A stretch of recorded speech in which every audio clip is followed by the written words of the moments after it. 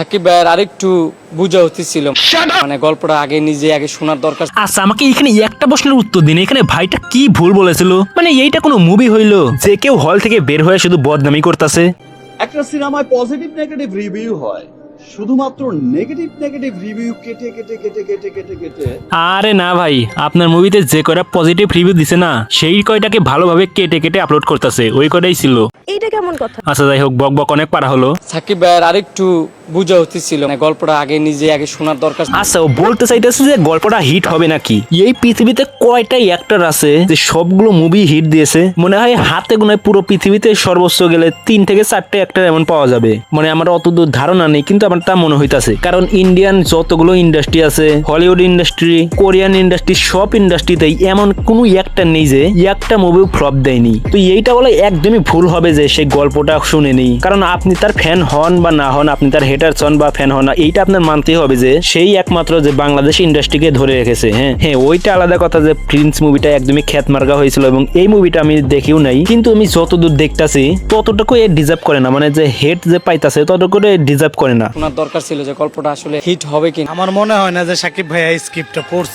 এই যে আরেক বোকাচোদা আইলো। আরে ভাই তোরা যে ভিডিও বানাস, তোদের যে উস্তাদ আছে, মানে যা ভাই বলো যাই বলস, সে মনে হয় তাকে প্রত্যেক রাইতে স্ক্রিপ্ট হাতে ধরা দেয় যে এরকম একটি ভিডিও হবে, ভালো করে কিন্তু তুমি রিহার্সাল দিয়ে এসো। হ্যাঁ, যে কোনো খ্যাত মার্কা মুভি হোক না কেন, যে কোনো মুভিতেই প্রথমে একটা স্ক্রিপ্ট আছে, প্রথমে তাকে স্ক্রিপ্টটা দেখানো হয়। তাছাড়া এই ঈদে আরো যে একটা মুভি এসেছে, সেই মুভি নিয়েও তো শাকিব খানের কাছে প্রথমে যাওয়া উচিত ছিল, তাই না? তো সেই রকম হলে তো শাকিব খান সেই মুভিগুলোকেই সিলেক্ট করে নিত। আমাদের গল্প দেখলে অনেকে কান্না করে দেয়, ওইরকম কান্না করতে হইব ফিল্ম দেখ। কি করে কি করে? আমাদের গল্প দেখলে অনেকে কান্না করে দেয়, ওইরকম কান্না করতে হইব ফিল্ম দেখ।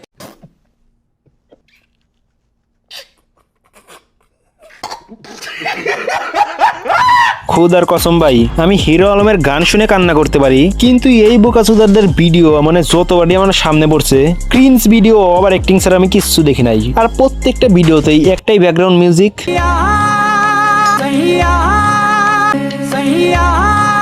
আরে ভাই, কোনো একদিন যদি এই গানের কোম্পানি যদি তোর এই ভিডিওগুলো দেখে না, আকাশে শুধুমাত্র স্ট্রাইক দিয়েই যাবে আমার মনে হয়। প্রথম যখন গাড়ি নিয়ে এন্ট্রি নিছিল ভাবছিলাম কি ছবিটা মনে একেবারে সেই লেভেলের হবে, পরবর্তীতে জীবনে আমরা নিজেরই ঘুমাই গেছি। এইখানে অনেকেই এক্সপেক্ট করে গেছে যে এটা একটি অ্যাকশন মুভি হবে। মানে সে আমার যা মনে হইতাছে, সে পিও তোমার পরে সবগুলোই প্রায় অ্যাকশন মুভি করেছে। হ্যাঁ, মাঝখানে মানে একটি রাজকুমার এসেছিল, সেটা অ্যাকশন মুভি ছিল না, কিন্তু তারপরেও এখানে কয়টি মুভি করেছে, তুফান করেছে, বরবাদ করেছে, তাণ্ডব করেছে, তারপর প্রিন্স, এই সবগুলোই অ্যাকশন ছিল। হ্যাঁ, মানে পুরো 4টি মুভি এখানে অ্যাকশনে ভরা ছিল, এবং অনেকেই তাকে অ্যাকশন মুভিতেই কিন্তু বেশি পছন্দ করে। তো সবাই অ্যাকশনের এক্সপেকটেশন নিয়ে কিন্তু হলে ঢুকেছিল, কিন্তু প্রত্যেকটা মুভি কিন্তু অ্যাকশন হয় না। এবং আমি যা মনে করি শাকিব খান একটি বেস্ট একটি ডিসিশন নিয়েছে, কারণ এক আশা যদি আপনি একই কাজ যদি করেই যান, তাহলে সেটার কোনো ভ্যালু থাকে না। মানে এখানে তারা অনেক ভালো একটি ডিসিশন নিয়েছিল যে সে এখানে এরকম একটি মুভি করেছিল, যে যাই বলুক আমার এটা বেস্ট ডিসিশন মনে হয়। এবং তারপরে যদি সে আবার অ্যাকশনের নামে, সে কিন্তু 3 থেকে 4টা মুভি কিন্তু অ্যাকশন করতে পারবে। যেমন ইন্ডিয়ান অনেক বড় একটি সুপারস্টার বা বিগেস্ট সুপারস্টারও বলে তাকে, প্রবাস করেছিল। প্রবাসকে কিন্তু কমেডি থেকে মানায় না, তারপরেও সে রাজা সাহেবের মতো একটি মুভি করেছিল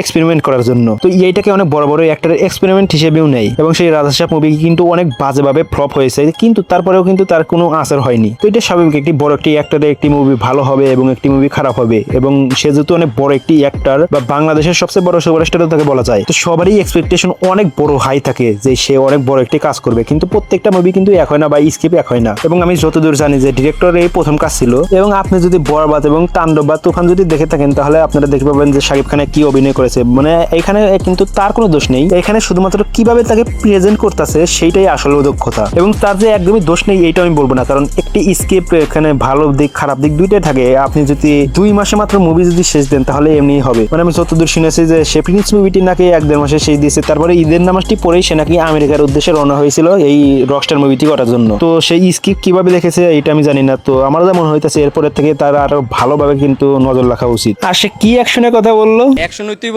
শরীরে একটা ধাক্কা দিমু, ওয়ালের লগে ওয়াল ভেঙে যেতে।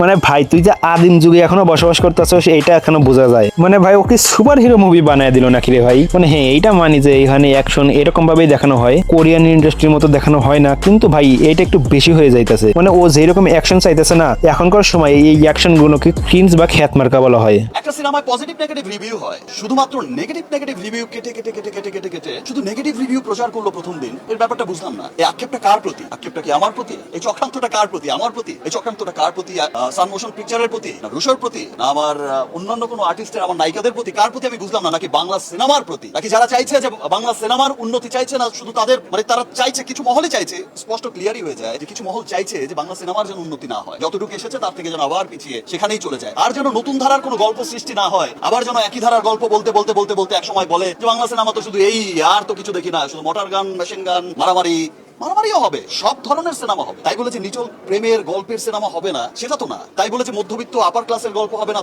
সেটাও তো না। যারা সিনেমা প্রেমী এবং যারা সিনেমাকে সত্যি সত্যি ভালোবাসে এবং সত্যি সত্যি চায় যে সিনেমা অনেক ভালো করুক, আমাদের সিনেমা ভালো করছে, বিশ্বমানের সিনেমা তৈরি হোক, ভিন্ন ভিন্ন গল্পের সিনেমা তৈরি হোক, তারা কিন্তু খুব পজিটিভ রিভিউ দিচ্ছে এবং সবাই আবার নতুন করে হলে আসছে।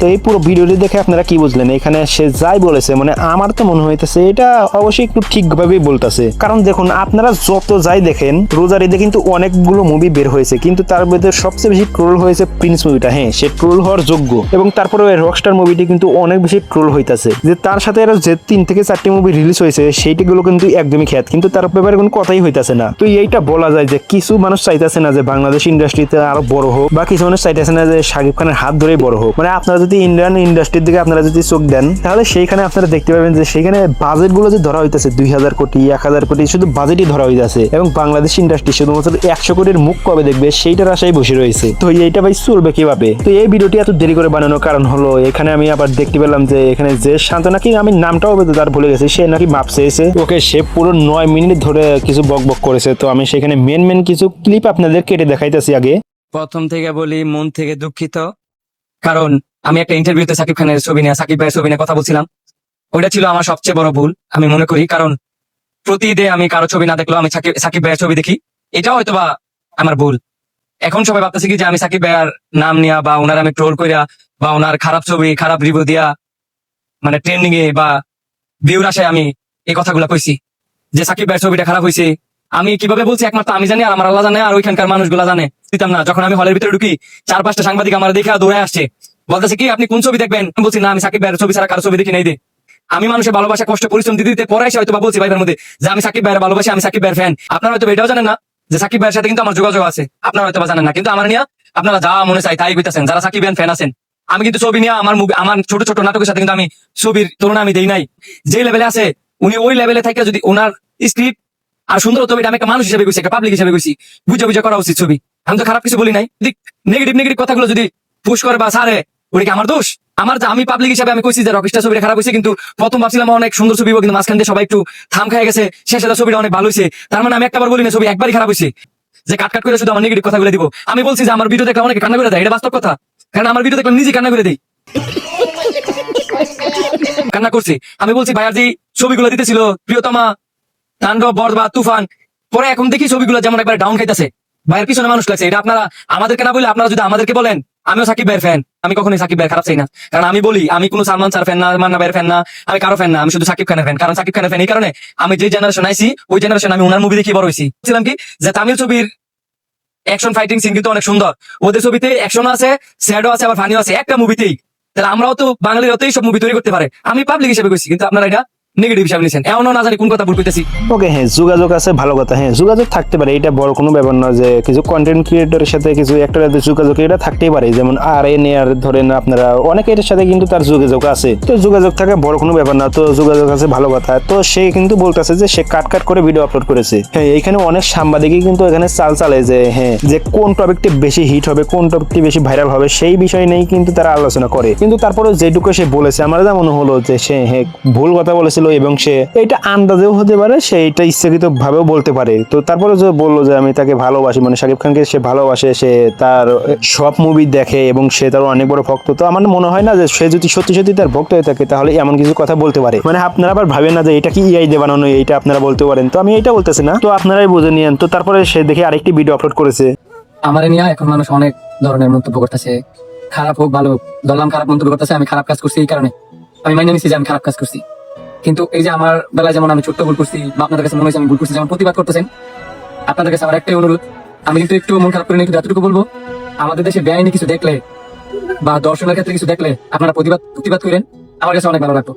এখন ভালো ভিডিও বানানোর চেষ্টা করি, যতদিন বাচ্চা আছে এতদিন ভালো ভিডিও বানাবো। আপনাদের জন্য দোয়া করি, আপনারা আমার জন্য দোয়া করি।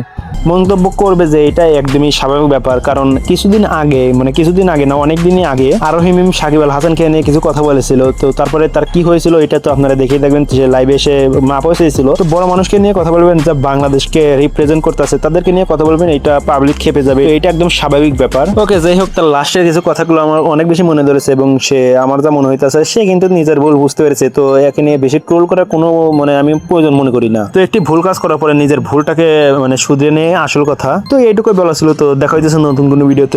ভিডিওটি অনেক বেশি বড় হয়ে গেল। তো দেখা হচ্ছে নতুন কোনো ভিডিওতে। আল্লাহ হাফেজ।